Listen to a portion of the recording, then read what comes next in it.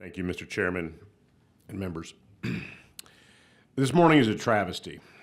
We're here on a summer Saturday morning in a meeting announced just before midnight last night, less than 10 hours ago, to ram through a discriminatory and racially motivated congressional map to the full House of Representatives.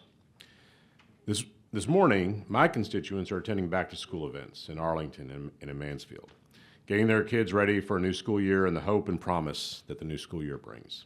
That's where I wanted to be this morning.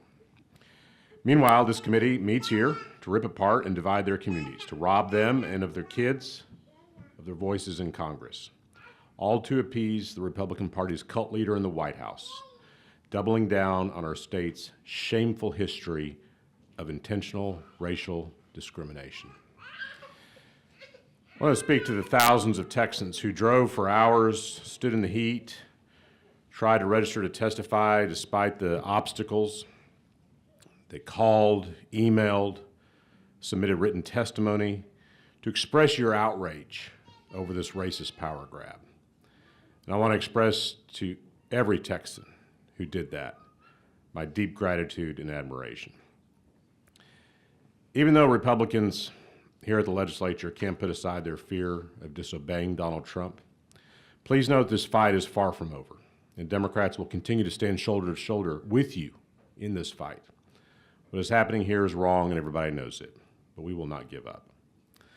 This map intentionally dismantles multiple majority-minority congressional districts in which voters have repeatedly demonstrated the ability and power to elect the candidates of their choice.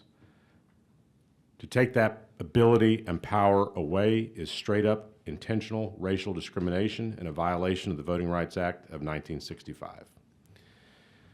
Finally, it is remarkable that the bill author and other proponents of this radical map have stated repeatedly they have no idea who drew it. You would think that when we are considering a piece of legislation that re-engineers how more than 30 million Texans will be represented at the highest levels of government, we would at least know who had their hand on the steering wheel, or in this case, the keyboard and the mouse. But we still do not know. As the proverb says, success has 1,000 fathers. Failure is an orphan. Donald Trump's HB4 is an ugly, racist orphan.